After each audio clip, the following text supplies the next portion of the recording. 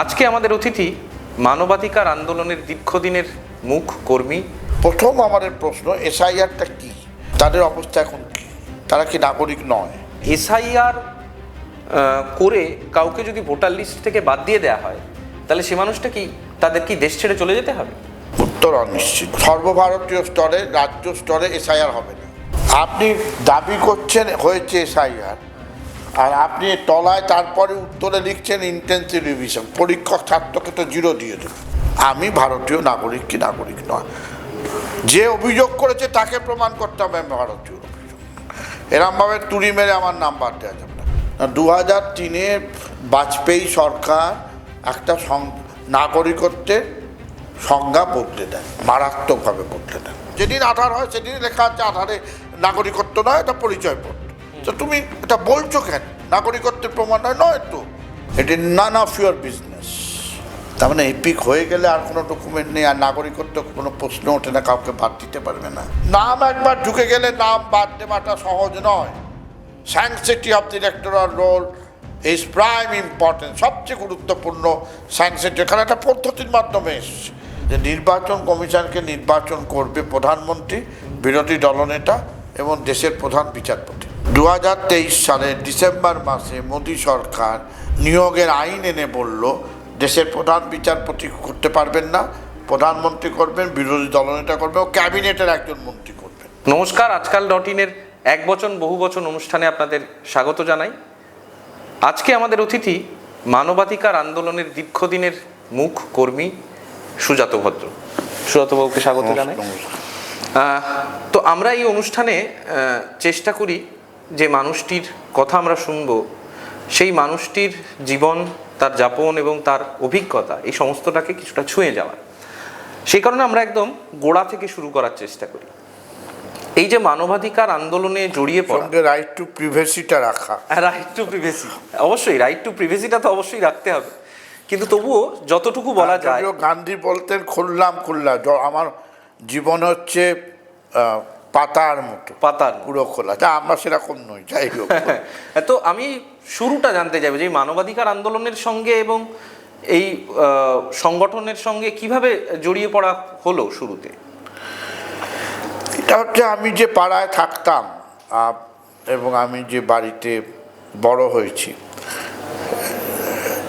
সেই বাড়ির আমার দাদা গৌতম ভট্ট এবং আজকালের অন্যতম সাংবাদিক দেবাশিস ভট্টাচার্য 70 দশকে নকশাল আন্দোলনের সাথে কম বেশি যুক্ত ছিলেন। আমরা পাড়ায় থাকতাম, আমি তাতে কিছুটা প্রভাবিত হয়েছিলাম, যদিও আমি খেলাধুলোর দিকটা আমার বেশি ছিল। আচ্ছা। কিন্তু পাড়ার থাকার একটা ছিল। ফলে যখন যাদবপুর ইউনিভার্সিটিতে আমি 72 সালে ভর্তি হলাম গ্র্যাজুয়েটে, তখন থেকে ওই আন্দোলনের প্রভাব পড়েছে আমাদের। এবং জরুরি অবস্থার সময় আমরা আবেগ ভরে, কিছু না বুঝেও খুব একটা, জরুরি অবস্থার বিরোধিতা করে পোস্টারও আমরা দিয়েছিলাম। তখনও সাধারণ অর্থে দিয়েছিলাম, বা ইলেকশন দাঁড়াতে গেছিলাম, তখন ছাত্র পরিষদ ওখানকার তারা দেয়নি। যে দেয়নি সে এখন অন্যতম রাজনৈতিক দলের মুখপাত্র বটে, আমার বন্ধু স্থানীয়।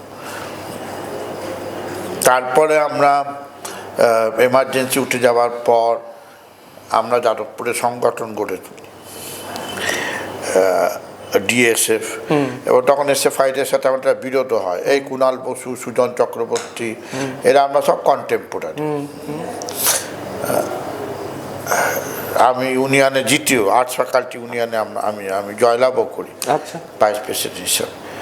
এবং সেই সময় আমরা প্রথম দেবাশিস দ্বারা পাড়ায় বন্দিমুক্তি গণদাবী ও প্রস্তুতি কমিটি উদ্যোগে বন্দিমুক্তি আন্দোলন 77 সালে, দেবাশিসরা জেল থেকে বেরিয়ে আসার পর, মানে সেই 70-এর বন্দীদের নিয়ে 77-এর পর, তখনও নিঃশর্তে মুক্তি দাও হয়নি, পুরোটা হয়নি। এবং তখনও অনন্ত সিং ভোজরায়দের তখনও 4 ট্রাইব্যুনালে জেলে রেখে দেওয়া হয়েছিল।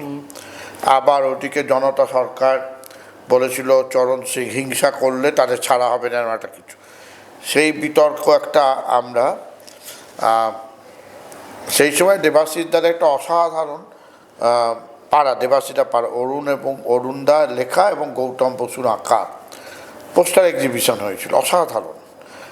গৌতম ভদ্রের টেক্সট, কবে থেকে বন্দিমুক্তি আন্দোলন, সে স্বাধীনতার আগে থেকে বন্দীদের অবদান নিয়ে আমার যতদূর মনে আছে 16 থেকে 17টা ফ্রেম, অসাধারণ আঁকা টেক্সট। আমরা যাদবপুরে ওটা দেখিয়েছিলাম। কালক্রমে ওটা হারিয়ে যায়, হারিয়ে যাওয়াটা খুব বড় লস। তারপরে বন্দিমুক্তি গণদাবি প্রস্তুতি কমিটির ডাকে আমরা মিটিং, মিছিল, সই স্বাক্ষর যা আছে করেছি। দেবাশিসদা পাড়া একটা সংগঠন গড়ে তুললেন, প্রগতিশীল গণফোরাম। আচ্ছা, মূলত দেবাশিসদার উদ্যোগ। দেবাশিসদা খুব ফ্যান ছিল সবাই, আচ্ছা, অসাধারণ। দেবাশিসদা বলতো আমার এক্সট্রা জীবন কেন স্ট্রেচার নিয়ে আসা হয়েছিল ওকে গুলি করে মারবার জন্য, ফেক এনকাউন্টারে সামা বেঁচে যান দেবাশিসদা। আগের মুহূর্তে এলাকাটা ত্যাগ করেন। সেই দেবাশিসদা প্রগতিশীল গণফোরাম, পিপিএফ বলে দুটো ওয়ার্ড আমাদের, ওই আমি যখন রাজবাড়ি অঞ্চলে দেবাশিসদা গড়ে তোলেন, আমরা যোগদান করি। কিন্তু লেফট লেনিং, মানে নক্সালাইট লেনিং, কিন্তু আপনি বুঝবেন বা যারা শুনবেন তারা হয়তো পুরনো তারা বুঝবেন, নো পার্টি লাইন, অর্থাৎ পার্টি ফরমেশনটা ভুল হয়েছিল, হ্যান ত্যান, এইসব ওদের সেই পুরনো বিতর্ক। আমার একটু আগ্রহ ছিল না, আমার আগ্রহ ছিল একটা সংগঠন হচ্ছে, লোকের কাছে পৌঁছতে পারছি, আচ্ছা চলো সবাই আছে আমরাও আছি। ওই সময় আমরা এপিডিআরের, দেবাশিস তখন এপিডিআর ব্যান্ড হয়ে গেছিলো 77-এর পর, আবার রিভাইভ হলো। 75, 77 নিষিদ্ধ ছিল। দেবাশিস দ্বারা রিভাইভ করেন, যখন রিভাইভ করেন তখন আমরা ওই একটু পিপিএফ করি, একটু এপিডিআর করি, ওইভাবে চলতাম। চলতে চলতে দেবাশিসদার অনেক বছর হয়ে গেল, এবার দেবাশিসদা ছাড়বেন বা তখন আজকালে জয়েন করবেন, আর সেক্রেটারি থাকা তার পক্ষে সন্ধ্যেবেলা মুশকিল। তখন আমার ঘাড়ের দায়িত্ব। সেই থেকে ধরুন আমার এপিডিআর 80 সাল থেকে, 80 সাল থেকে টেকনিক্যালি আমি 1980 সাল থেকে এখন অব্দি এপিডিআরের আমি সদস্য। না, জেএনইউ থেকে ওই চিঠিটা কবে এলো যে আর কতদিন কেরিয়ার করবি?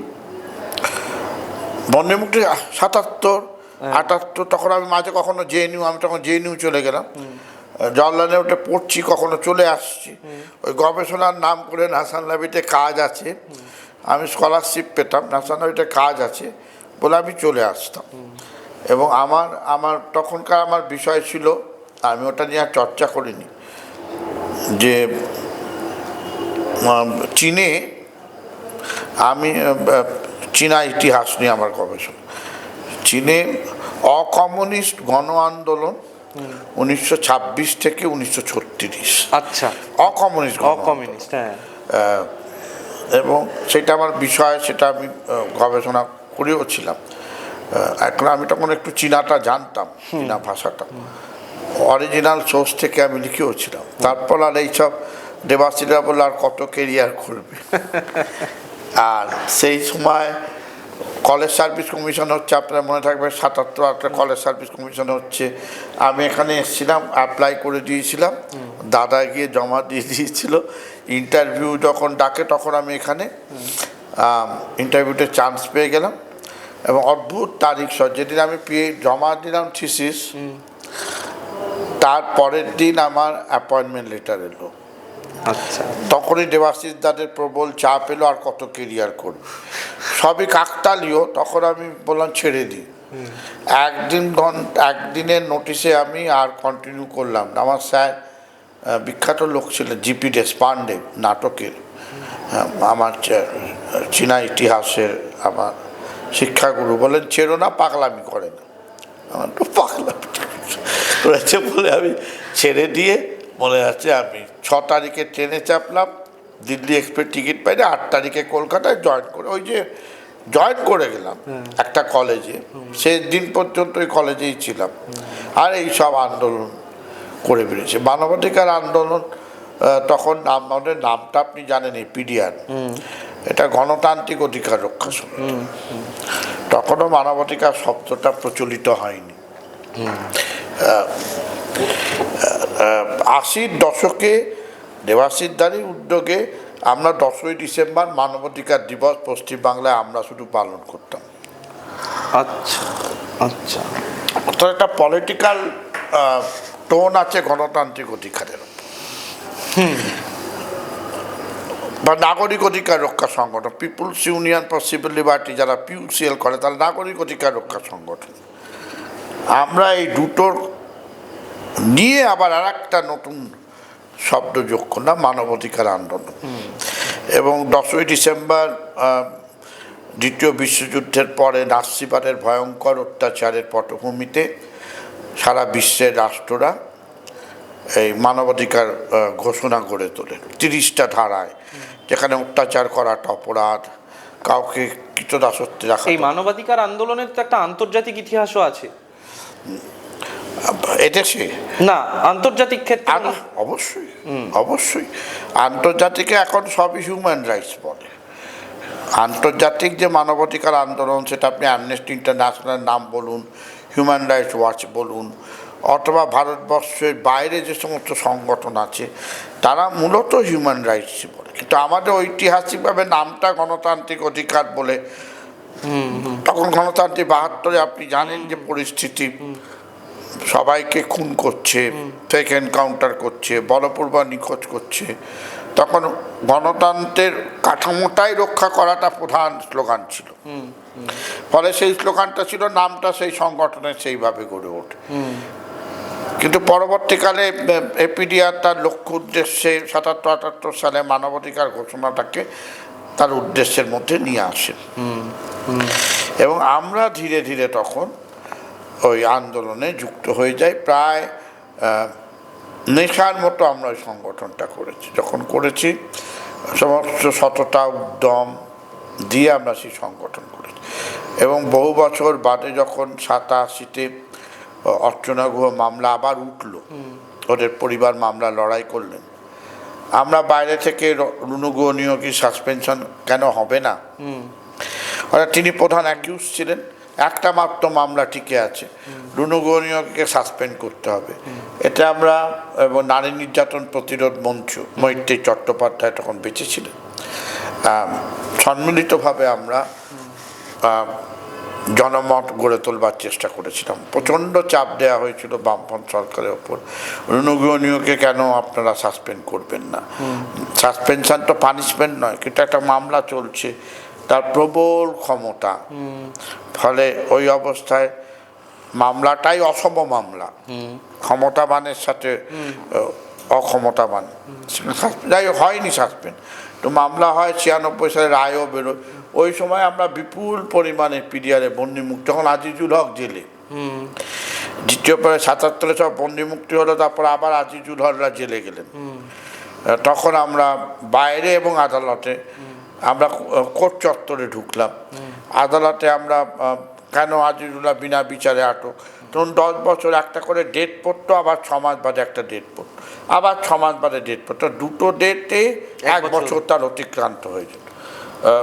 সেই মামলাতে জাস্টিস ডিকে বাসু, এবং সেই সময় মুক্তিটা ত্বরান্বিত হলো DK Basu, justice DK Basu বন্দি মুক্তির বিনা বিচারে কার্যত আটক, সরকার এটা মেনে নিল। এবং সেখানে জ্যোতিবাবুদের একটা ভূমিকা আছে। জ্যোতিবাবুরা আজিজুল হকের সমস্ত কেস উইথড্র করলেন, কিন্তু তখনও তার দুটো মামলা বিহারে ছিল, সিওয়ানে এবং একটা আমি নামটা কাটিহারে। জ্যোতিবাবু তখন ওখানকার মুখ্যমন্ত্রীকে চিঠি লিখে দেন যে আমরা সব কেস তুলে নিচ্ছি, তোমরা যদি দুটো কেস তুলে নাও খুব ভালো হয়। জ্যোতিবাবুর ওই টেলিগ্রাম আমরা নিয়ে আমরা বিহারে যাই এবং সেখানে মামলা উঠে যায়, রায়জুল্লাহ ছাড়া পান। তারপরও 26 জন ওনার পন্থীরা জেলে, তাদের কি হবে? তখন আমরা সেটা দেবাশিসদা আমাদের বিরোধিতা করেছিল যে আমরা তখন নেলসন ম্যান্ডেলা কলকাতায় আসছেন মুক্তির পর, তিনি তখন জেলখানা থেকে বেরিয়ে এখানে আসবেন। আমরা ডিউনো Mandela, there are 26 political prisoner still languishing in West Bengal jail, বলে জিজ্ঞাসা চিহ্ন দিয়ে শিয়ালদা থেকে বিশাল মিছিল আমরা ধর্মতলায়, এখন যেখানে মেট্রো, ওইখানটা নিয়ে আসি। দেবাশিস দাদের বিরোধিতা, সংগঠনের একটু বিরোধিতা হয়েছিল, কিন্তু আমাদের যে কাউন্সিল বলে, কাউন্সিল সভায়, পূর্ণ সভায় সেখানে সিদ্ধান্ত হয় না, এ প্রোগ্রাম নেওয়া হবে। এবং আমরা ম্যান্ডেলা টিমের হাতে এটা তুলেও দিয়েছিলাম। আচ্ছা, ম্যান্ডেলার সাথে দেখা হয়নি, এটা টিমের হাতে আমরা তুলে দিই।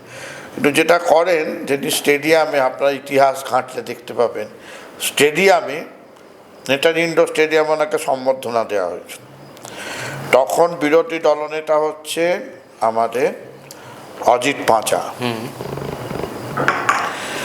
তিনিও তাকে অভ্যর্থনা করতে করতে অন বিহাফ অফ বলে যাচ্ছেন, বলতে বলতে and on behalf of the political prison in West Bengal, আচ্ছা, আই ওয়েলকাম। এটা কি অজিত পাজা বললেন? নেতাজি ইন্ডোরে। আচ্ছা, ওকে। এবং সেদিন আমার মনে হচ্ছে তখন একটা কলকাতা বলে কাগজ বেরোতো, কলকাতায় চণ্ডী লাহিড়ী কার্টুন করলেন, প্রথম পাতায় জেলখানা, জেলখানা থেকে হাত বেরিয়ে ফুলের তোড়া দিয়ে ম্যান্ডেলাকে অভিবাদন জানাচ্ছে। সে একটা ঐতিহাসিক সময়। এবং তারপরে শুনানিতেই সরকার পক্ষ কোর্টে দাঁড়িয়ে বলল, আমরা বাকি 26 জনকেও ছেড়ে দিচ্ছি। জাস্টিস ডিকে বাসুর মামলা, আমরা পিটিশন আছিলাম, তারপর তারা ছাড়া পেয়ে। এবং এপিডিআর আস্তে আস্তে একটা এপিডিআরে একটা ঘরানা ছিল, 70 দশকের অত্যাচার, তার বিরুদ্ধে লড়াই, সেটা নিয়ে আন্দোলন, কমিশন গঠন, 70 দশকে যা হয়েছে তার বিচার ইত্যাদি। আমরা যখন একটু ইয়াংরা দায়িত্ব পেলাম, আমরা পরিধি বাড়িয়ে দিলাম, মানবাধিকারের দিগন্তটা অনেক খুলে দিলাম, এবং আদালতে যাতায়াত শুরু করলাম। আপনারা জানেন 1700 অনেক আদালতের প্রতি একটা। আমি এখান থেকে একটা প্রশ্নে যাওয়ার চেষ্টা করবো, যেটা অনেকের কাছেই খুব একটা স্পষ্ট নয়, যে মানবাধিকার বলতে ঠিক কি বোঝায়? মানবাধিকার বলতে কি বোঝায়? সংবিধানে যা আছে তা? মানবাধিকার আন্দোলনের বিষয়, মানবাধিকার আন্দোলনের বৃত্তের মধ্যে কোন কোন বিষয়গুলো পড়ে? সব পড়ে। কিরকম? মানবাধিকার আন্দোলনের এটাই মজার, গণতান্ত্রিক অধিকারের মধ্যে ধরুন পড়ে, আমরা খুবই স্লোগান দিয়েছি। এবং আজকের নতুন বই বেরিয়েছে রোহিত দে এবং অর্নিশ সানির কনস্টিটিউশনের ওপর। তো আমরা একসময় যখন স্লোগান দিতাম, এখন উনি দেখাচ্ছেন যে একেবারে 48 সালের সংবিধানের সভায় একজন কেরালা থেকে চিঠি লিখছেন, রাইট টু রিকল, প্রতিনিধিকে ফিরিয়ে আনার অধিকার। সংবিধানে লিখছেন উনি, সংবিধান সবার কাছে, এইটা থাকলে কীরকম হয়। আমি তো পণ্ডিত মানুষ নই, কিন্তু আপনারা পদ্ধতিটা ভাবুন, একটু রাইট টু রিকল হলে কীরকম হয়। আমরা গণতান্ত্রিক অধিকার থেকে আমাদের স্লোগান ছিল, আজকে আমরা তো জানি যে জনপ্রতিনিধিকে ফিরিয়ে আনার অধিকার, এটা গণতান্ত্রিক অধিকার। এটা মানবাধিকারের 30টা সনদের ঘোষণার মধ্যে নেই। যে যে দেশে যেরকম ভাবে লড়াই করে তুমি আদায় করতে পারো, ঠিক আছে। নাগরিক অধিকার মানে সংবিধানে স্বীকৃত বা আইনে স্বীকৃত নাগরিকের যে অধিকার, সেটা ওভারল্যাপিং হতে পারে। সেটা কখনো গণতান্ত্রিক মানবাধিকার 21 নম্বরের 3 উপধারায় আছে যে নির্বাচন করতে হয়। কোনো সরকার যদি গঠিত হয় তাহলে একটা পপুলার পার্টিসিপেশনের মাধ্যমে সরকার হবে। তো আমাদের সংবিধানের 326-এ সর্বজনীন ভোটাধিকার আছে, ওভারল্যাপিং। তবে নাগরিক অধিকার আমার মানবাধিকার ধারণা মিশে গেল, ঠিক আছে। গণতান্ত্রিক অধিকার, গণতন্ত্র আছে, জনগণ নির্বাচিত করছে, রিপাবলিক। তো মানবাধিকারের অনেকগুলো ধারণা আছে। Right not to be tortured, right not to be tortured, not to be অত্যাচারিত না হওয়ার অধিকার। আচ্ছা। নারী পুরুষের সমান অধিকার। আচ্ছা। লিঙ্গ, বর্ণ, ধর্ম ভেদে নাগরিকের মধ্যে তফাৎ করা যাবে না। অথবা অর্থনৈতিক অধিকার, কাজের অধিকার, অন্নবস্ত্র বাসস্থানের অধিকার, সামাজিক অধিকার, কালচারাল অধিকার, আর হচ্ছে পলিটিক্যাল সিভিল রাইটস। এই নিয়ে 30টা তার খোপ আছে, খুপড়ি আছে। নারীর অধিকার, এইগুলো নিয়ে খুপড়ি আছে। এটা ঘোষণা। ঘোষণাটা দ্বিতীয় বিশ্বযুদ্ধের প্রেক্ষাপটে, সেই প্রেক্ষাপটে এই ঘোষণাটা করা হয়। তাতে ভারত থেকে লোক ছিল, ভদ্রমহিলাও ছিলেন, মহিলাও ছিলেন ভারত থেকে, এবং সেইটা সকল দেশ সই করে। সেই ঘোষণাটাই আমাদের চলার পর তারপরে হয় কি 63 সালে, এটা 48 সনদ হয়, international covenant on civil political rights, international covenant economic social and cultural right. এইগুলো সই করলে তোমার দেশে তোমাকে ঘোষণাটা মরাল, কিন্তু তারপর যখন সই করছো তখন তোমার দেশে এটা প্রয়োগ করতে হবে। সেগুলো আমরা বলি। এবং টর্চার করা যাবে না যখন আমরা বলি 1984 সালের অ্যান্টি টর্চার কনভেনশন আছে, কাউকে মারতে পারবে না, যে মারবে তার বিচার করতে হবে। এরকম চলে বলপূর্বক ডিসঅ্যাপিয়ারেন্স, ফেক এনকাউন্টার। আপনি 70 দশকের আগে এই শব্দটা মানবাধিকারে ছিল না, কারণ ইভলভ করে তো জিনিসটা। 70-এর এক্সপিরিয়েন্স শুধু এখানে নয়, ব্রাজিলে হয়েছে, এখানে পুরো আমেরিকায়, দক্ষিণ আমেরিকায়, ল্যাটিন আমেরিকায় এই কাণ্ডটা ঘটেছে, আর এখানে ঘটেছে। ফলে তারপর থেকে এসেছে যে রাইট ন এনকাউন্টারে, ফেক এনকাউন্টারে মানলে তদন্ত করতে হবে, বলপূর্বক নিখোঁজ, এই শব্দগুলো আসতে শুরু করে। মানবাধিকারের সবচেয়ে বড় জায়গা হচ্ছে ডেথ পেনাল্টি। দেশে দেশে নানা দেশে কনস্টিটিউশনে ডেথ পেনাল্টি প্রভিশন আছে, আইনে প্রভিশন আছে। মানবাধিকার নিয়ম করে, নিয়ম মেনে একেবারে ডেথ পেনাল্টির বিরুদ্ধে। যে মানবাধিকার কর্মী বলবে সে কোনো সময় কোনোভাবে মৃত্যুদণ্ডের পক্ষে থাকতে পারে না। এবং সবচেয়ে বড় প্রশ্নটা হচ্ছে মানবাধিকারটা একটু শ্রেণী নিরপেক্ষ। আচ্ছা, গণতান্ত্রিক অধিকারের মধ্যে একটা শ্রেণী ধারণা আছে, শ্রমিক শ্রেণী, কৃষক শ্রেণী, তাদের লড়াইয়ের অধিকার আছে। নাগরিক অধিকারের মধ্যেও ধনী দরিদ্রের মধ্যে একটাই আছে। মানবাধিকারে মানব, মানে সোল আইডেন্টিটি মানুষ, একটু মানুষ ভার্সেস স্টেট। পরে অতি বদমায় তারও ডেথ পেনাল্টি হবে না, তাকে রিফর্ম করার সুযোগ দিতে হবে। এবং মানুষের মৃত্যুদণ্ডটা ডিগনিটিকে আঘাত করে, এরকম ধারণাগুলো আছে। মানে অনেকটা শ্রেণী নিরপেক্ষ, মানে অনেক বামপন্থীরা মানবাধিকারের ধারণাকে খুব পছন্দ করে। হ্যাঁ, তো এই প্রশ্নেই অনেকগুলো অধিকারের কথা আপনি বললেন, সনদের কথা বললেন। তো সাম্প্রতিক কালে বেশ কয়েকটা ঘটনা প্রসঙ্গে আমি আপনাকে জিজ্ঞাসা করব। তার প্রধান হচ্ছে এই যে এসআইআর বা তার আগের নাগরিকত্ব, এনআরসি, সিএ, এই যে গোটা প্রক্রিয়াটা, এই প্রক্রিয়াটার মধ্যে সাধারণ মানুষ, একদম খেটে খাওয়া গরিব গুরব মানুষ থেকে শুরু করে নানা স্তরের, নানা শ্রেণীর মানুষই নানা রকমভাবে বিভ্রান্ত। আমি আপনাকে প্রথম যে প্রশ্নটা জিজ্ঞাসা করব সে হচ্ছে, এসআইআর করে কাউকে যদি ভোটার লিস্ট থেকে বাদ দিয়ে দেওয়া হয়, তাহলে সে মানুষটা কি, তাদের কি দেশ ছেড়ে চলে যেতে হবে? খুব ভালো প্রশ্ন। উত্তর অনিশ্চিত। উত্তর অনিশ্চিত। যদি এটা হয়, আমি 1 মিনিট বাদে বলবো আমরা এসআইআর এখানে বিরোধিতা করছি। তো আপনার প্রশ্নের উত্তরে উত্তরটা হচ্ছে, ধরুন যতদূর আমি জানি অসমে আপনার এনআরসি হলো, তাতে বেনাগরিক মানে ভোটার নয়, নাগরিক নয় মানে ভোটার নয়, প্রায় 20 লক্ষ লোক বাদ গেল। আমি কোন ধর্মের আমি কথা বলছি, হিন্দু হতে পারে, মুসলমান হতে পারে, তারা বিদেশি কিনা কেউ জানে না, কিন্তু তারা আসামে ছিল, নথিপত্র ঠিকঠাক দেয়নি বলে কোর্ট আনকোর্ট ফরেন ট্রাইব্যুনাল তাদের বেনাগরিক করল। তাদের অবস্থা এখন কি? তারা কি নাগরিক নয়? তাদের কি নাগরিকত্ব কেড়ে নেওয়া হয়েছে? I am not sure. আমার যতটুকু জানা আছে তাদের নাগরিকত্ব কারা হয়নি, কিন্তু তাদের বেআইনি ঘোষণা করে প্রায় কার্যত রাষ্ট্রবিহীন করে দেওয়া হয়েছে। আমি যদি নাগরিক না হই, তবে রাষ্ট্রিক কোনো সুযোগ সুবিধা না, আমাকে ডিটেনশন, আমার ফর্মালি সুজাত আর নাগরিক নয় এটা বলা হয়তো হয়, কিন্তু 19 লক্ষ লোককে নানা পর্যায়ে ডিটেনশন সেন্টারে নিয়ে যাওয়া, শিশুদের কাঁকড়া ঝরে গিয়ে আলাদা করে দেওয়া,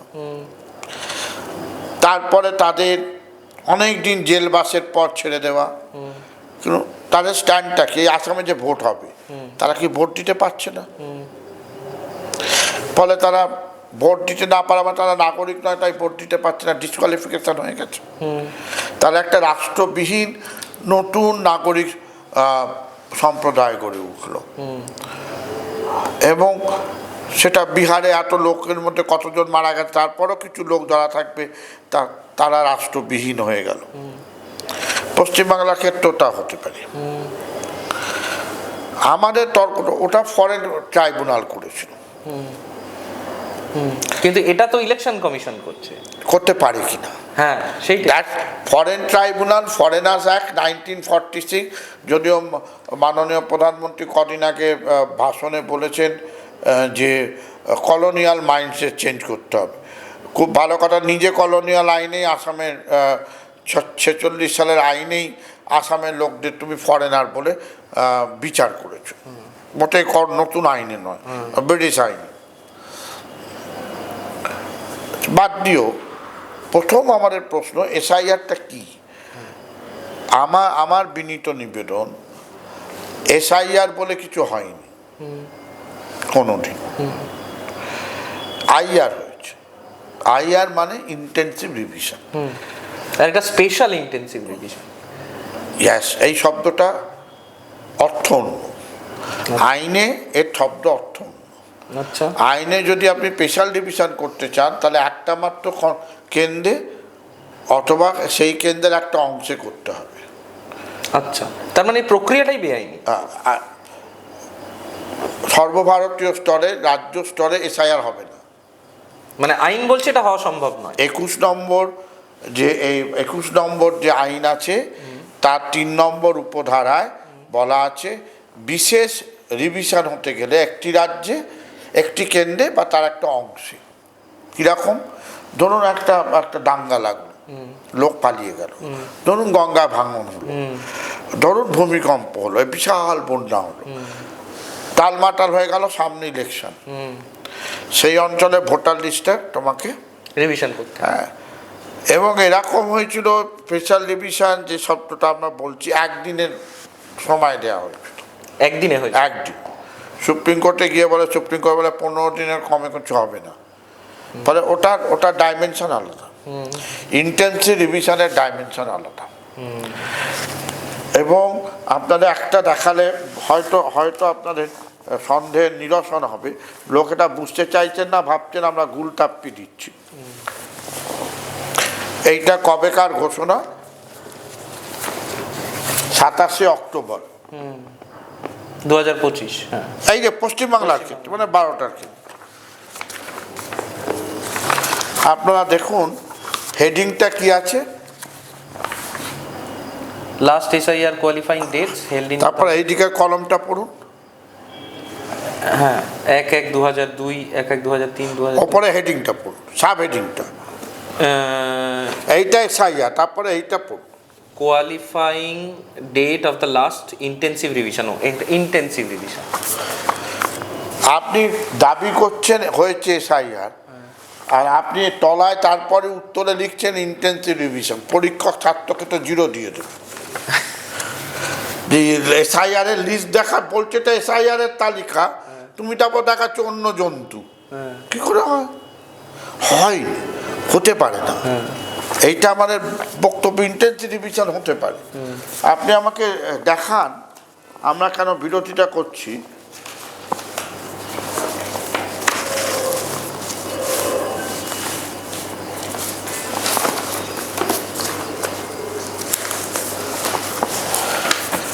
এটা তারিখটা বলুন।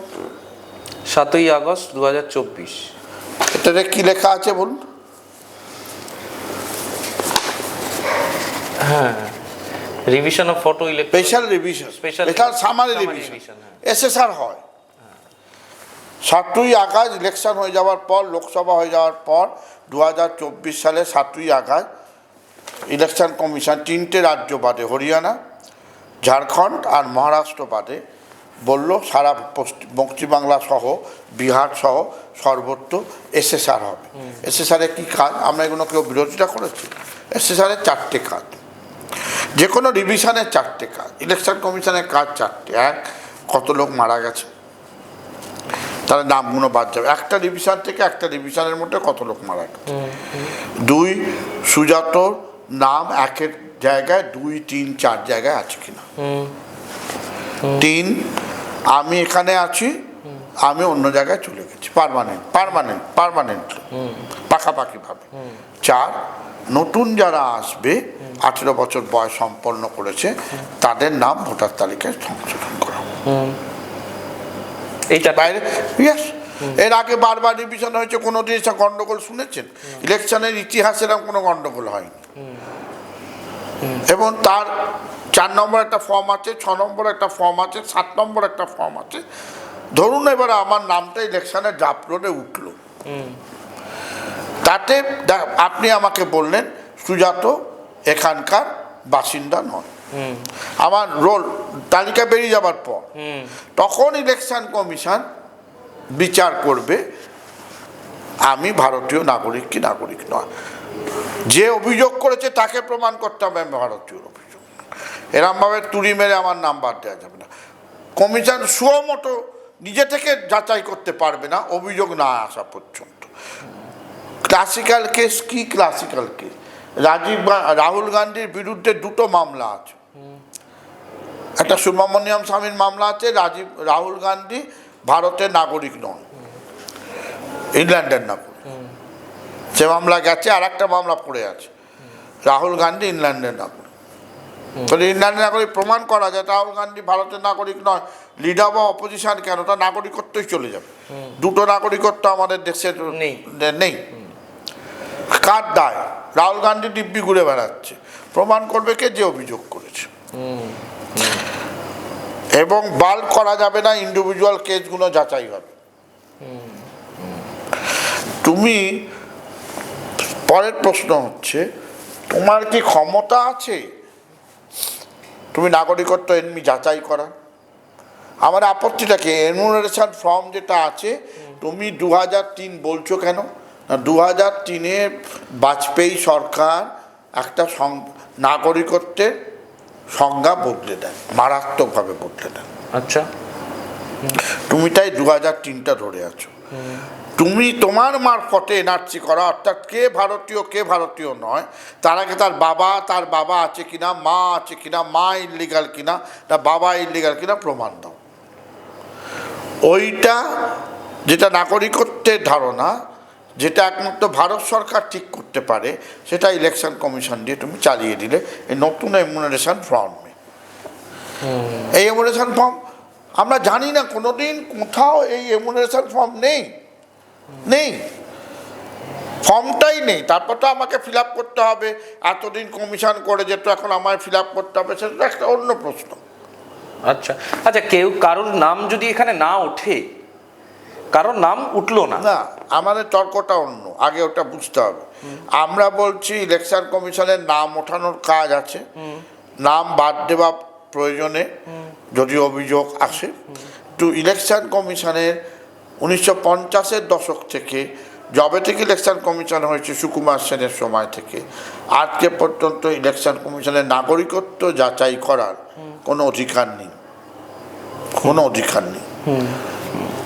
1950 সালে কাছাড়ের সংগঠনরা ইলেকশন কমিশনকে চিঠি লিখেছিল, ইলেকশন কমিশন সেক্রেটারি উত্তর দিয়েছে এটা আমাদের কনসার্ন নয়।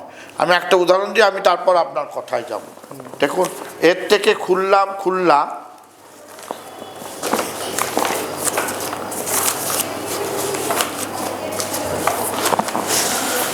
এটা হচ্ছে প্রথম ইলেকশন কমিশনের রিপোর্ট,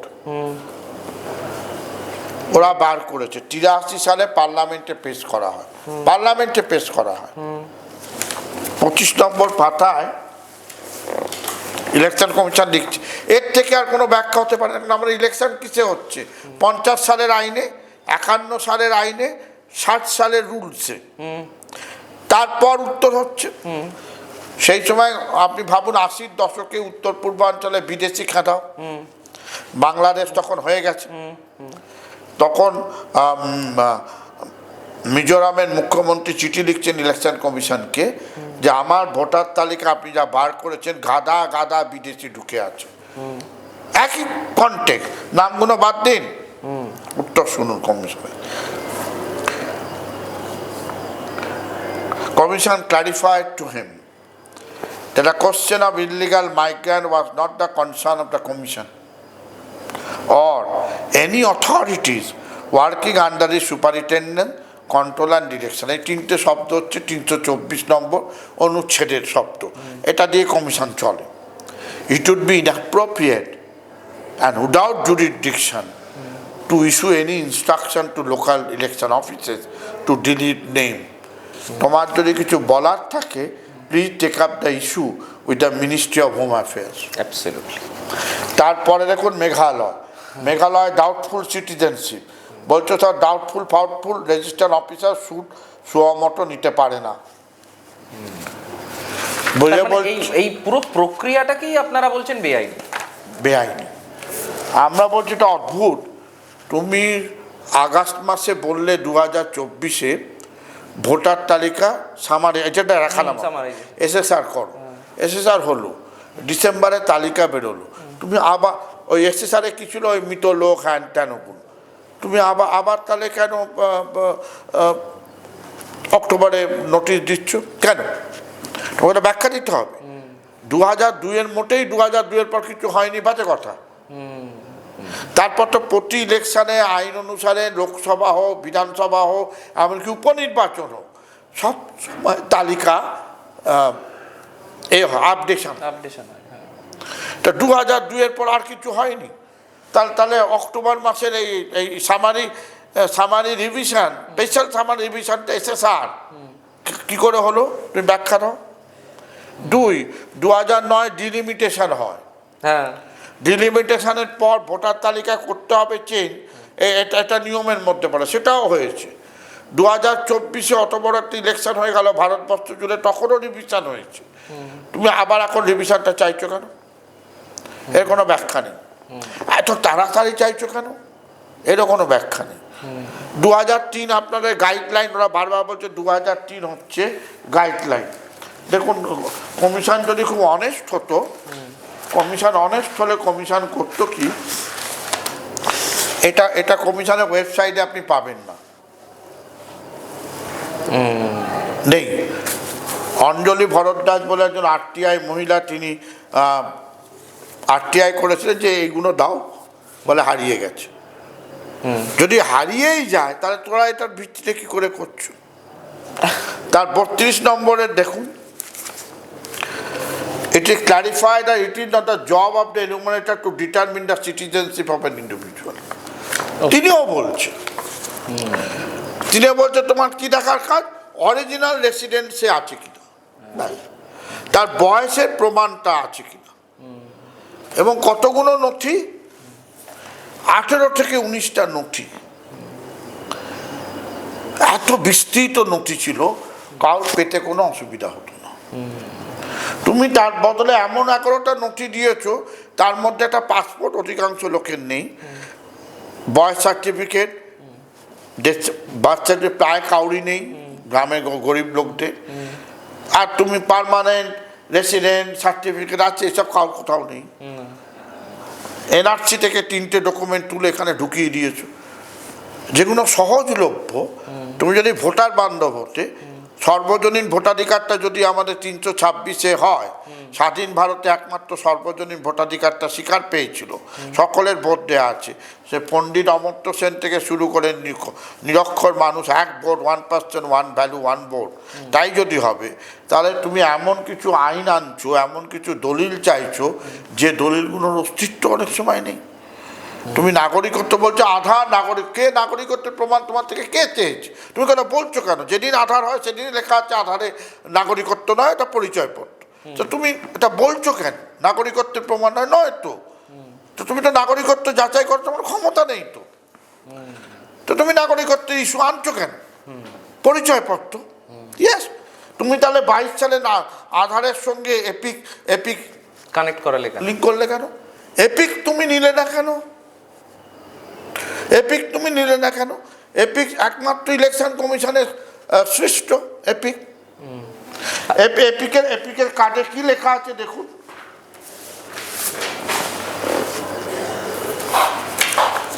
এখনকার এপিক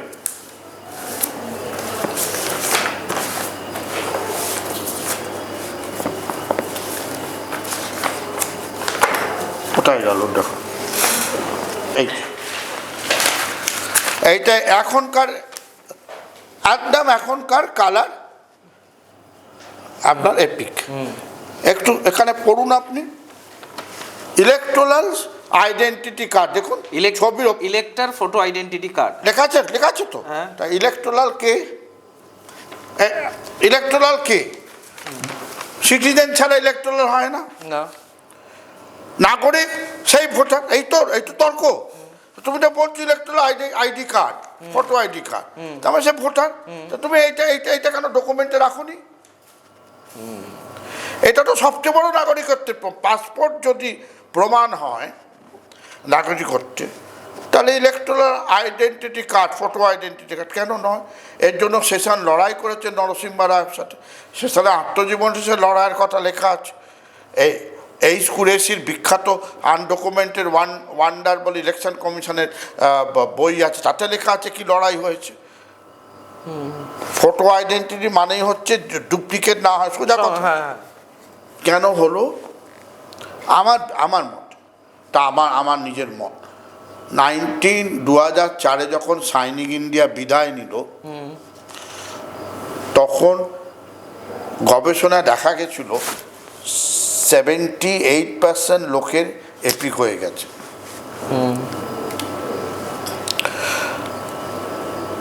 2024 গিয়ে দেখা যাচ্ছে 98% লোকের এপিক হয়ে গেছে। নবীন চাওলা বলেছিলেন এই একটা এপিক থাকলে আর কোনো ডকুমেন্টের ভোটের জন্য দরকার হয় না, এবং এটা মাল্টিপারপাস, বহুমুখী কাজে লাগবে। তার মানে এপিক হয়ে গেলে আর কোনো ডকুমেন্ট নেই, আর নাগরিকত্ব কোনো প্রশ্ন ওঠে না, কাউকে ভাত দিতে পারবে না। তোমার পরিকল্পনা হচ্ছে আমি ভাত দেবো, তার মানে আপনি বলতে চাইছেন যে জনগোষ্ঠীকে বাদ দেবো, উঠে আসা আদিবাসীদের মানুষদের বাদ দেবো, মহিলারা এদিক ওদিক করে মহিলাদের বাদ দেবো, পরে মনুবাদী যে সংবিধান আছে, ব্রাহ্মণ্যবাদের যে সংবিধান, নির্দিষ্ট কিছু লোকের ভোটাধিকার থাকবে, সেইটা করবো, ইউনিভার্সাল সাফরেজটা কেটে দেবো। তার মানে এটা তো আপনি যেভাবে পুরো জিনিসটা বর্ণনা করলেন, তাতে মোটামুটি এটা স্পষ্ট যে গণতান্ত্রিক ভোট এবং ভোটাধিকার যে সর্বজনীনতা যে জায়গাটা ছিল, সেই জায়গাটা এর একটা দীর্ঘ পরিকল্পনা আছে এটাকে কার্ভ করার, এটাকে বন্ধ করার। হ্যাঁ, এবং সঙ্গে অ্যাড করে যে স্থাপত্যটা গড়ে উঠেছিল, অর্থাৎ আমরা ইংরাজিতে বলি, ফুকোর ভাষা নিলে আর্কিটেকচার অফ দ্য সিস্টেম, ইলেকশনের যে স্থাপত্যটা গড়ে উঠেছিল দীর্ঘদিন 70 বছর ধরে, যে কাঠামোটা গড়ে উঠেছিল, নিয়মটা গড়ে উঠেছিল মোটামুটি ফুল প্রুফ, সেটাকে তুমি তছনছ করে দিলে, ফান্ডামেন্টালি চেঞ্জ করেছিল। এইটা আপত্তি। ফলে গণতন্ত্রের 326-এর ওপর 324, অর্থাৎ কমিশনের পাওয়ারের কোনো ভাঙতে পারবে। 326 রাখতে হবে, সর্বজনীন ভোটাধিকার রাখতে হবে, কিন্তু তুমি ঘুরিয়ে ওরা নাগরিক নয়, নাগরিক সন্দেহভাজন বলছে, ওরা বলছে আমার নাগরিক যেহেতু নাগরিক ছাড়া ভোটাধিকার হতে পারে না, তাহলে আমরা নাগরিকত্ব যাচাই করতে পারি, আমরা এটাই চ্যালেঞ্জ, তোমার পাওয়ার নেই। আমি এখান থেকে একটা প্রশ্ন, সংবিধান বলে দিয়েছে যে তুমি নাগরিক। ওই জন্য প্রথম দিন যে জজ ছিলেন, আমাদের দুঃখজনক জজ রিটায়ার করেছেন, তার নাম সুধাংশু ধুলিয়া আর জয়মাল্য বাগচি ছিলেন। সুধাংশু ধুলিয়া প্রথম দিন শুনানির দিন বলেছে, it is none of your business, কে নাগরিক নয়, ও আর্গুমেন্টটা শুরু করেছিল ইলেকশন কমিশন। তুমি এই পথে আর্গুমেন্ট করবে, নান অফ ইউর বিজনেস। ঠিক। আমি তো আর 1 মিনিট 1 লাইন যোগ করেছি। সুপ্রিম কোর্টের আমি আর আদেশগুলো বললাম না, আমি নিজেই বলছি যে কমিশন নিজেই বলছে আমার ক্ষমতা নেই। হ্যাঁ, সেটা তো আপনি দেখালেন। আমি দলিল দেখিয়ে দিই। ঠিক। নতুন কোনো আইন হয়নি, আপনি দেখাতে পারবেন না। কমিশন হ্যাঁ দেখতে পারবে, এরকম কোনো সেপারেশন অফ পাওয়ার। ভারত সরকার নাগরিকত্ব দেখবে, ধরে নেওয়া হচ্ছে সবাই নাগরিক, একটা ডিক্লারেশন ফর্ম দেবে, ফর্মে সই করবে হেড অফ দ্য ফ্যামিলি যে আমরা সবাই নাগরিক, ব্যাস। তারপর থেকে কমিশনের কাজ। ইন কেস অফ অবজেকশন তুমি যাচাই করতে পারো। হ্যাঁ, এইবার আমি যে প্রশ্নটা করব সেটা হচ্ছে যে ধরুন কারণ নাম ডিসেম্বরের যে নির্দিষ্ট তারিখে তালিকা বেরোনোর কথা আছে বা ফেব্রুয়ারিতে, সেই তালিকায় উঠলো না, তাহলে সে কি কোর্টে যেতে পারে? সে কি আবার আবেদন করতে পারে? অবশ্যই।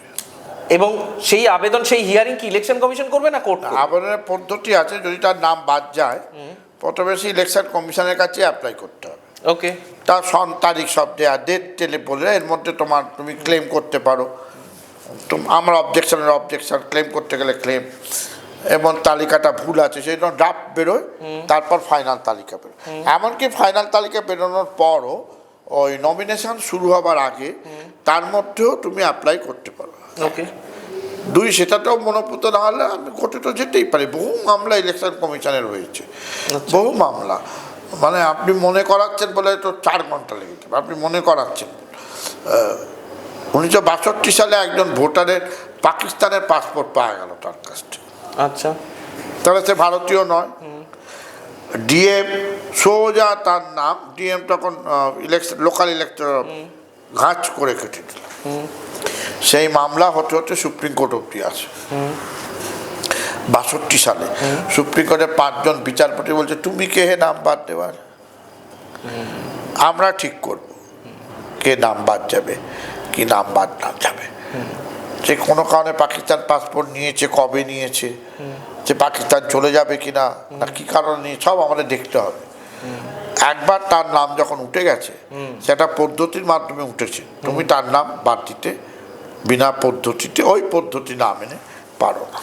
এইখানে আরেকটা প্রশ্ন থাকে যে এমন অনেক মানুষ আছেন যাদের কোনো শহরে, বিশেষত মেট্রোপলিটন সিটিতে, বড় শহরে, যাদের কোনো স্থায়ী বাসস্থান নেই। সেটা বস্তি অঞ্চলে হতে পারে। আমরা দেখি কলকাতা শহরে বাস স্ট্যান্ডে, বড় জায়গায়, রাস্তায় পথবাসী অনেক মানুষ আছেন। তাদেরও কি ভোটাধিকার আছে? তাদের নামটা কিভাবে দেখা হবে? হোমলেস বলে একটা প্রভিশনই আছে। এটা দেখবে, এটা ভারতের, ওই জন্য ভারতের নির্বাচনটা এত এত এত কৌতূহল সম্পন্ন। যে হোমলেস যাদের কোনো ঠিকানা নেই, নির্দিষ্ট বাড়ি নেই, সেখানে ব্যাখ্যা আছে, হোমলেসের ব্যাখ্যা আছে। কে হোমলেস? বলছে যে লোক একটা নির্দিষ্ট জায়গায় ঘুমোয়। আচ্ছা। দ্য ম্যান হু স্লিপস, শুধু ইট হলে হবে না। আচ্ছা। যে ঘুমোয়, আমি যাচাই করবো কি করে ঘুমোনো? ইলেকশন কমিশনের ম্যানুয়ালে আছে, পুরোনো ম্যানুয়ালে, যে বিএলও 3 বার তাকে খোঁজ করতে যাবে না জানিয়ে আচ্ছা, যে সেখানে ঘুমোয় কিনা। সেটা যে কোনো জায়গা হতে পারে। বাস স্ট্যান্ডে, আমি যেখানে থাকি সেখানে বাস স্ট্যান্ডের আছে। এইসব গণ্ডগোলে বিহারের সময় আমি তাকে গিয়ে জিজ্ঞেস করি, সে ভোটার।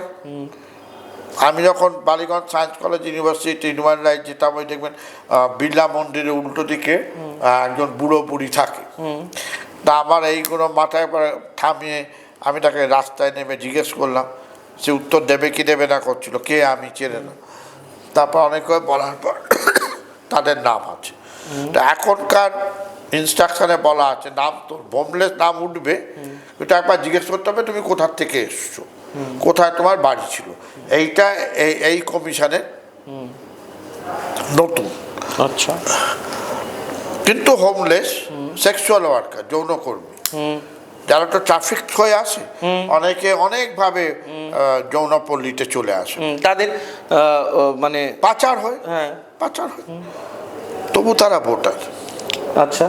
যদি ওই মাসির ঠিকানাটা নির্দিষ্ট হয় তাহলে ভোটার। আচ্ছা আচ্ছা। গ্রামে কারোর কাগজ নেই। হ্যাঁ, উনি একটু আগে প্রশ্ন করছিলেন আপনার, এখন আমার চা, গ্রাম সভা ডাকা হয়। আচ্ছা, গ্রাম সভায় ডেকে বলা হয় যে সুজাত কি এই গ্রামে? সবাই বললো হ্যাঁ এই গ্রামে। তাহলে নাম উঠে গেল। আচ্ছা, আমি দেখাতে চাইছি এই যে বিস্তার, হ্যাঁ, এটা কিছুটা inclusion। যারা না, এটা প্রথম হয় সুকুমার সেনের আমলে 50-এর দশকে। বিভিন্ন জায়গায় গাড়ির চালক, বাড়ির ভিত্ত, যারা সব বড় বড় বাড়িতে চিরকাল থেকে গেছে, কবে গ্রাম থেকে চলে এসছে ওই বাড়িতেই বা যুবরাজদের বড় করেছে পরিবার, তারা কোয়ার্টারে থাকে, সার্ভিস কোয়ার্টারে থাকে ওখানে। তাদের কি হবে? তাদের কি হবে? তারা ভোটার হবে ওই ওখান থেকে, হোমলেস কনসেপ্ট। আচ্ছা, এটাতে যারা ট্রান্সজেন্ডার, যারা লিঙ্গ পরিবর্তন করেছেন, তৃতীয় লিঙ্গে, তাদের ক্ষেত্রে কি প্রভিশনস আছে? তারা কিভাবে পারবেন? তারাও ভোটার। তারাও ভোটার। আমার তো লিঙ্গ 325 পড়ুন, অনুচ্ছেদ 325টা আম্বেদকর। দেখা গেল 2002 এর তালিকায় তাদের। আমি শেষ করি। 325 অনুচ্ছেদটা হচ্ছে আম্বেদকরের নিজস্ব অবদান। যখন 289, তখন সংবিধান ছিল 289, 324-এর যে অনুচ্ছেদে আমরা কমিশনের কথা বলছি, এখন খসড়া কমিশনে সেটার 289 ছিল, 289। সেইটাতে তর্ক হতে হতে 325 পরের দিন জমা দেন আম্বেদকর, বৈপ্লবিক। এক্সট্রা সর্বজনীন ভোটাধিকার 326, 325 হচ্ছে লিঙ্গ ভেদে, বর্ণ ভেদে, ধর্মভেদে কোনো নাগরিকের তফাৎ করা যাবে না। তা তৃতীয় যখন লিঙ্গ অ্যাকসেপ্টেড ভারতে, কোনো তফাৎ করা যাবে না, তাদের ভোটাধিকার থাকবে। এমন তারা অনেক সময় বাড়ি ছাড়া হয়ে যায়, ঘর ছাড়া হয়ে যায়, তো তাদের যে ঠিকানাটা দেবে সেই ঠিকানাটা অ্যাকসেপ্ট করা হবে। তার নথি কোথায় পাবে তারা? নথি ছাড়াই তো, আমি তো বলছি নথি ছাড়া। এমনকি 18 বছর বয়সের প্রমাণ এরকম আছে ম্যানুয়ালে যে তার কাগজ নেই, দেখে মনে হচ্ছে 18 ভোটার। আপনি স্পিরিটটা বুঝতে হবে। ভারতের গণতন্ত্রে নাগরিকরা স্বভাবত সত্য কথা বলছে। আপনি উল্টে দিয়ে বলছেন নাগরিকরাই হচ্ছে সব সন্দেহভাজন, বাংলাদেশি, রোহিঙ্গা। আপনি রাষ্ট্র থেকে নাগরিককে যেন আলাদা একটা নির্বাচন করতে চাইছেন। জনগণ সরকার নির্বাচন করে, এবার সরকারের দ্বারা ইলেকশন কমিশন জনগণ নির্বাচন করতে নেবে গেল। আপত্তিটা তো সেখানে। ঠিক ঠিক। যদি ইন কেস অফ ডাউট, আবার আমি বলছি ইন কেস অফ অবজেকশন, যাচাই হবে যে আপ টু হোম মিনিস্ট্রি যাবে। অত সহজ নয়। নাম একবার ঢুকে গেলে নাম বাদ দেওয়াটা সহজ নয়। Sanctity of the electoral roll is prime important, সবচেয়ে গুরুত্বপূর্ণ স্যাংসিটি। এখানে একটা পদ্ধতির মাধ্যমে এসছে। বিখ্যাত লালবাবু হুসেন মামলায় বলেছে তোমার নামটা যখন উঠেছে একটা পদ্ধতির মাধ্যমে উঠেছে, তার নামটা যখন বাদ দেবে সেই নির্দিষ্ট পদ্ধতি, কোয়াসি জুডিশিয়াল পদ্ধতির মাধ্যমে বাদ যাবে। অত সহজ নয়। কিন্তু এরা করে দিল, এই নির্বাচন কমিশন করে দিল। করলো কি করে? করলো হচ্ছে 2023 সালে মোদি সরকার ইলেকশন কমিশনে কারা থাকবে এই আইন এনে সুপ্রিম কোর্টের আইনটাকে বোকা বানিয়ে দিলেন। 2023 সালে 2রা মার্চ সুপ্রিম কোর্ট অনুপ বানোয়ারের মামলায় বলে যে নির্বাচন কমিশনকে নির্বাচন করবে প্রধানমন্ত্রী, বিরোধী দলনেতা এবং দেশের প্রধান বিচারপতি। 2023 সালের ডিসেম্বর মাসে মোদি সরকার কমিশনের নিয়োগের আইন এনে বলল দেশের প্রধান বিচারপতি করতে পারবেন না, প্রধানমন্ত্রী করবেন, বিরোধী দলনেতা করবেন ও ক্যাবিনেটের একজন মন্ত্রী করবেন। তাহলে তো ওখানে অল টাইম 2:1। কিন্তু আপনি সংবিধান সভার বিতর্ক পড়ুন এই লেকচার 249, 289 নিয়ে, তো 16ই জুন আর 15ই জুন, 16ই জুন 1949 সালে বিতর্ক পড়ুন, পাওয়া যায়। তাতে বলা হয়েছিল যে election commission must be independent এবং যদি সমস্ত সরকারি ক্ষমতাবানদের প্রভাব থেকে মুক্ত থাকবে, ফুললি ইনসুলেটেড। বলে যদি না হয় তাহলে গণতন্ত্রের গোড়ায় বিষ। তো আমরা কেন প্রতিবাদ করছি? এতে তৃণমূল ভোট গেল কি বিজেপির ভোট এলো এটা নিয়ে আমরা অরিট নই। আমরা জানি না কার ভোট কোথায় যায়, তা তো হয়েই গেল। আমরা অরিট যে গণতন্ত্রে নাগরিকত্বের যাচাইটা একটা সংগঠন সংস্থা তার কোনো ক্ষমতা নেই, সে বিচার করছে কি করে, সে সর্বজনীন ভোটাধিকারকে আঘাত করছে কি করে।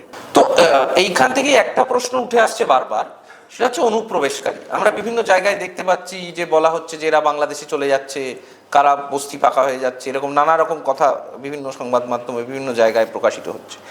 কাউকে কাউকে বলা হচ্ছে অনুপ্রবেশকারী। এই অনুপ্রবেশকারী আইডেন্টিফিকেশন, কারা অনুপ্রবেশকারী, এবং এই অনুপ্রবেশ নিয়ে আইন, মাইগ্রেশন নিয়ে আইন, এইটা কি বলে একটা দেশের কাঠামোয়, ভারতবর্ষের কাঠামোয় কি বলে, কাকে অনুপ্রবেশকারী বলবো কাকে বলবো না? প্রথমত আন্তর্জাতিক মানবাধিকারের সংজ্ঞায় অনুপ্রবেশ শব্দটা নেই। আচ্ছা, আন্তর্জাতিক মানবাধিকার এবং শরণার্থী যে আইন আছে, যা ভারত সরকার সই করেনি, কোনো দলই করেনি, সেখানে অনুপ্রবেশ বা ইনফিল্ট্রেটার শব্দটা নেই। একটাই শব্দ পৃথিবী জুড়ে চলে, আনডকুমেন্টেড মাইগ্রান্ট। ওকে, তো সীমানা পেরিয়ে এসছে, যার কোনো কাগজ নেই। বাজপেয়ী সরকার যে 2003 সালে নাগরিকত্ব আইন চেঞ্জ করলেন, তাতে প্রথম একটা শব্দ ঢোকালেন, ইললিগাল মাইগ্রেন্ট। তখন ইনফিল্ট্রেটার শব্দটা ব্যবহার হয়।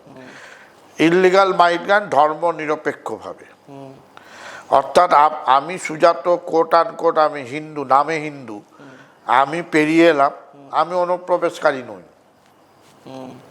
আমি হলাম শরণার্থী। আর মোহাম্মদ আজাউদ্দিন পেরিয়ে এলেন, তিনি হলেন অনুপ্রবেশকারী।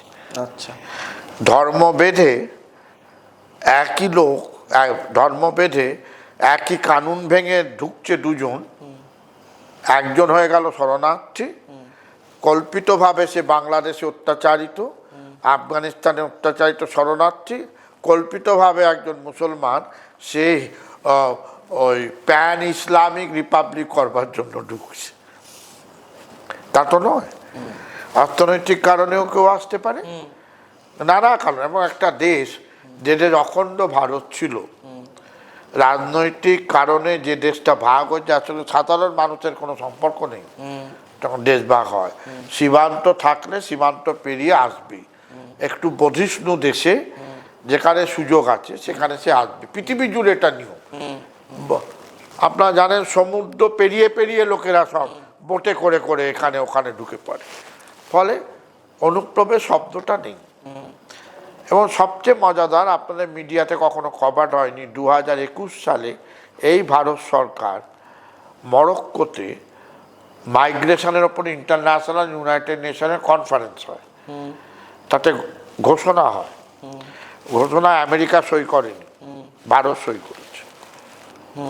সই করে বলেছে যে মাইগ্রেশন যারা আসবে তাদের আমরা সুষ্ঠুভাবে রাখা, আমরা ডাকবো না, ওগো এসো গো বলবো না, কিন্তু যদি কেউ এসে যায় মাইগ্রেন্ট ধর্ম নিরপেক্ষভাবে, তাহলে তাদের আমরা সুষ্ঠুভাবে দেশের মধ্যে বন্দোবস্ত করে দেব। 21 মরক্কোতে।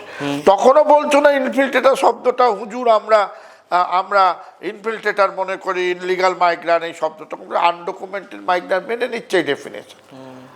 এবং আপনি অবাক হবেন, আমার কাছে আছে, আজকে উঠলে আমি আনিনি, ভারত সরকারের বিদেশ মন্ত্রকের বিবৃতি আছে আমেরিকার সাথে আমাদের এই প্রশ্নে তফাৎ কোথায়।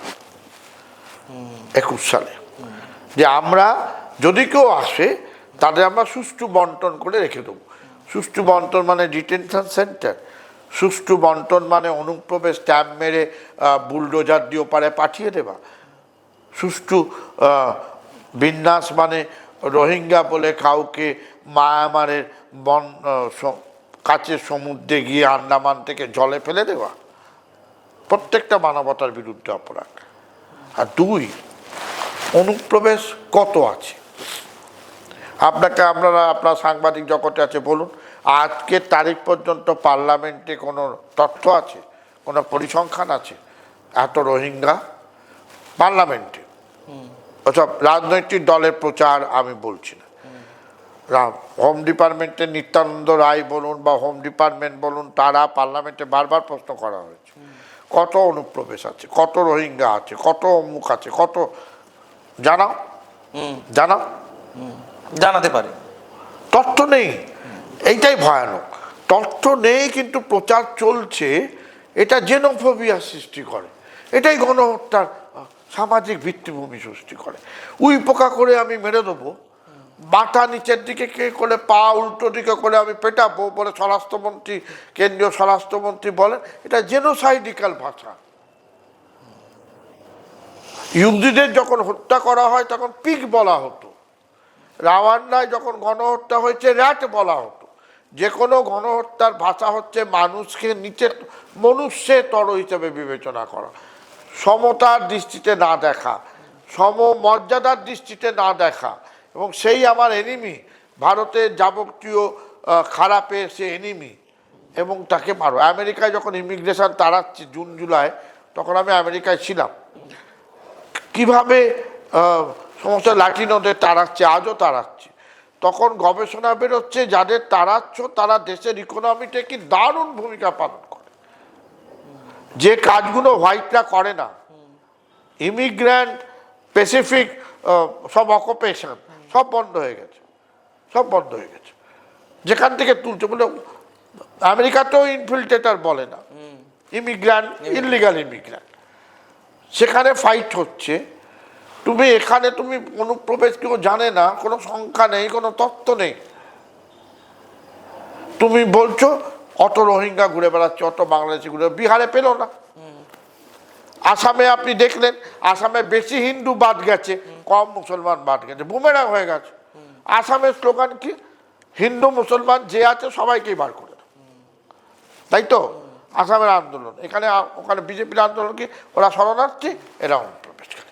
তুমি ধর্মের ভিত্তিতে, এবং সেটাও নাগরিকত্ব আইন 55 সালের সংবিধানের যে স্পিরিট, ধর্ম বিভাজন হবে না, রেশিয়ালিজম হবে না, এবং এই রক্ত সম্পর্ক খোঁজা হবে না, এগুলো সমস্ত হিটলারি নাৎসি মানসিকতার প্রতিফলন। একদমই। আমরা অনেকটা সময় ধরে এসআইআর এবং এসআইআর এর বিষয় নিয়ে সুজাতার কাছ থেকে জানলাম, এবং ওনার যে দীর্ঘকালীন অভিজ্ঞতা মানুষের সঙ্গে কাজ করার, পাশাপাশি থেকে কাজ করার, মানবাধিকার আন্দোলনের কাজ করার, তার মধ্যে দিয়ে আমরা কিন্তু দুটো জিনিস খুব স্পষ্টভাবে এক কথায় বলতে গেলে যেটা জানতে পারলাম, যে ইলেকশন কমিশনের ক্ষমতা নেই কোনো মানুষকে বেনাগরিক ঘোষণা করার, কোনো মানুষকে দেশের নাগরিক নন এটা ঘোষণা করার ক্ষমতা ইলেকশন কমিশনের নেই, এটা সম্পূর্ণ বেআইনি। এবং যদি কারোর নাম বাদ যায় তাহলে প্রথমত ইলেকশন কমিশনের কাছে তিনি আবেদন করতে পারেন, তিনি তারপরে সরাসরি আদালতেও যেতে পারেন। ভোটার লিস্টে নাম থাকা মানে এটা প্রমাণিত হচ্ছে না যে তিনি ভারতবর্ষের নাগরিক নন, এইটা তো একদম। তো আমরা এই ক্রাক্সটুকু নিয়ে, এই সঞ্চয়টুকু নিয়ে আজকের এই আলোচনা এখানে শেষ করবো। সুজাতাকে অনেক ধন্যবাদ আমাদের সঙ্গে এতক্ষণ থাকার জন্য এবং এতক্ষণ কথা বলার জন্য। নমস্কার।